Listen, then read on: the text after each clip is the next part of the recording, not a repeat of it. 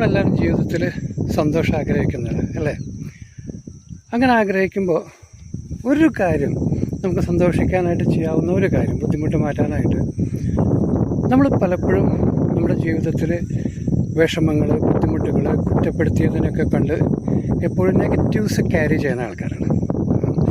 അവിടെ നിന്ന് മാറി നമ്മളൊന്ന് പോസിറ്റീവായിട്ട് കാര്യങ്ങൾ കാണാനും ചിന്തിക്കാനും തുടങ്ങിയാൽ, ഇപ്പോൾ നെഗറ്റീവ് വന്ന കാലത്ത് മുതൽ സംഭവിച്ച, എൻ്റെ കാര്യത്തിലായാലും ഇന്നിപ്പോൾ എടുത്ത നെഗറ്റീവ്സ് മാത്രം കഴിഞ്ഞാൽ ഞാൻ ഇന്നിങ്ങനെ മുഖം വീർപ്പിച്ച് നടക്കേണ്ട സിറ്റുവേഷനിലേക്ക് എത്തും.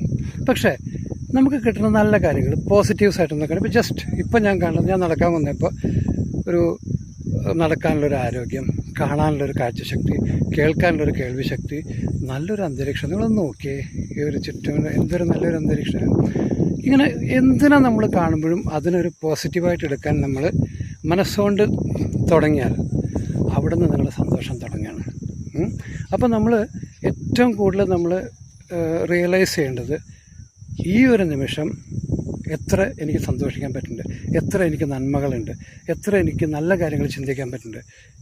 Come to the positiveness, take out the negatives. ഒരാൾ കുറ്റം പറയുന്നത്, അവഗണിച്ചത്, നടക്കാത്ത കാര്യങ്ങൾ ഹാപ്പൻസ്, അതവിടെ കിടക്കട്ടെ.